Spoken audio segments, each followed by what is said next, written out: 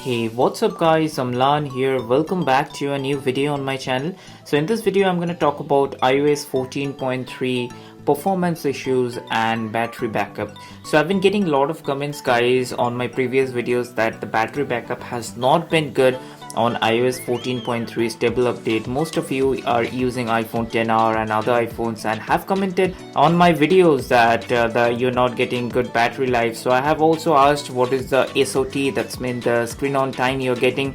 So few of you have commented 3 hours 45 minutes. So in this video I'm gonna discuss something about the battery backup and other performance issues with iOS 14.3. so this video is going to be a bit interesting and could be a little bit long, but I would recommend you to watch this video till the end, because if you're facing the battery issues, I'm also going to share some tips and tricks with you, so probably which would be very helpful and could give you a good battery life with iOS 14.3. so make sure you watch this video till the end. And also, as of recording this video, today is 31st of December 2020, so I just want to wish you a very happy new year if you're watching this video today or tomorrow. So very happy new year, and stay tuned. And if you're liking this video, give this video a thumbs up and also do subscribe to my channel, because you guys have been amazing and it means a lot for me. And with that being said, let's get right into the video.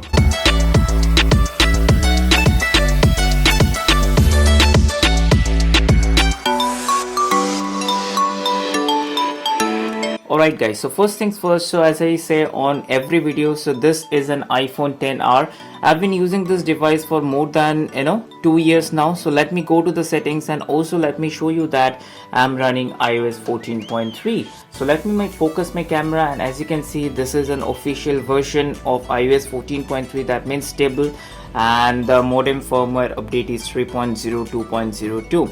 so now if you're on this iOS 14.3, let me show you my battery section so that you get a good idea about how my battery has been performing.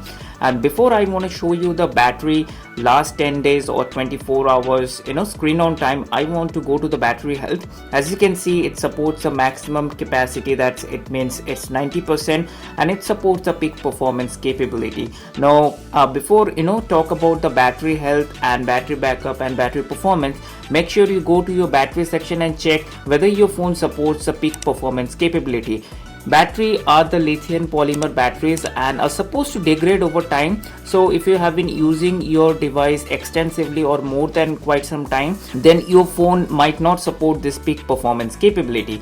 So first of all, come to the battery health and check whether your phone supports peak performance capability or not. Now your phone supports peak performance capability, so it should perform very well as you should get battery life according to your usage. So let me show you my battery usage for last 10 days. As you can see, this is my last 10 days battery usage. And if I talk about the average screen on time, I'm getting 7 hours 43 minutes of average screen on time. So let's talk about yesterday. So yesterday the screen on time was 6 hours 15 minutes. Day before yesterday it was 8 hours 46 minutes. And day before that it was 7 hours. So on an average, I have been getting screen on time for 7 to 8 hours. Now talking about the apps, what are the applications that I use? So these are the applications, that means the WhatsApp, YouTube, Facebook, Spotify, and Instagram, and YT Studio, and other apps. So these are the apps that takes most of my battery life. And I don't know whether you guys use any third-party application, because it seems that a lot of you guys have commented on my videos that I'm getting a screen on time of 3 to 4 hours, which is really unacceptable unless and until you are using your phone for 3 to 4 years. So I don't think so that much of battery degradation should happen if you're having that much of battery issue. Now I'm going to share you some tips and tricks with which you can improve your battery life. So now if you're getting screen on time between 3 to 4 hours or less than 5 hours, then what I would suggest, go to general, come down to reset, and don't click on this factory reset option. Click on this reset all settings. It will leave all your data intact. It will not have impact on any other datas, or it will not delete any application. It will just reset all the settings. So in that way you can improve the battery life. So I will repeat myself again. Come to general, then click on reset, and click on reset all settings. So it will reset all the settings. So in that way you would get a very good battery life in case if you're not. So that's one thing I just want to share with you guys. If you're not getting a good battery life, make sure that you're not using any of those applications which have not been downloaded from the third-party websites or any other profiles that you're not using, because let's talk about the profiles while I'm talking about the battery life. As you can see, there are not many profiles that I am using. It's the only stable iOS 14.3. So if you have downloaded any other profiles and using any other application through that profile might cause you a significant amount of battery drain in that case.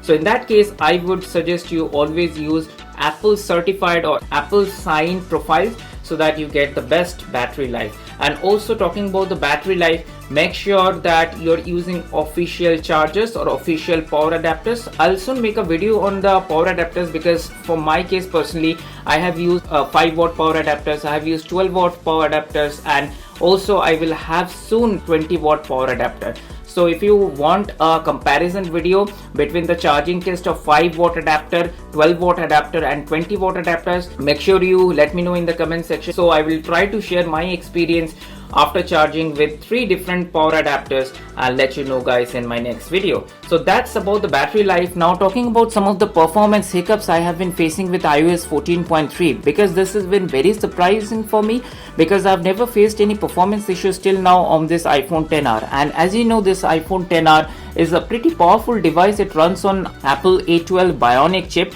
So while I talk about the performance issues, there has not been any significant performance issues that I could mention. But when I open any application and close it, some minor stutteriness here and there I am able to notice sometimes. Maybe you're not able to see it while I'm recording this video, but while I'm not, then I'm sometimes able to see some kind of stutteriness. 5 out of 50 times probably I'm able to see the stutteriness.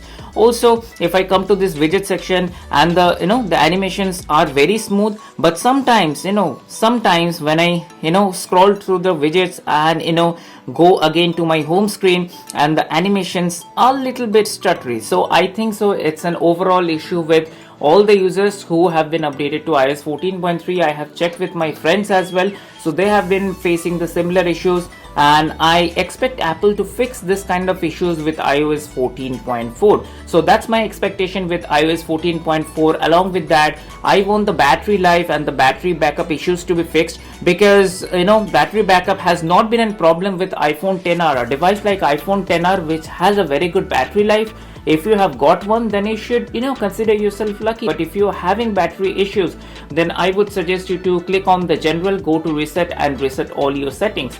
So keep in mind that it will not have any impact on any of your data, but it will reset all the settings. So in that way you could have a good battery life in case if you're not. So then again, I just wanted to share some of the tips and tricks with this video regarding the battery life, and also I wanted to mention what are the performance issues that I have been facing with iOS 14.3. So stay tuned, many more videos are gonna come. And also I have ordered iPad 8th generation, so many more interesting videos on iPad 8th generation and any other topics are gonna come soon on my channel. Stay tuned for that. And then again, I hope you like this video. Give this video a thumbs up and also do subscribe to my channel. And with that being said, I will see you on my next video. Bye.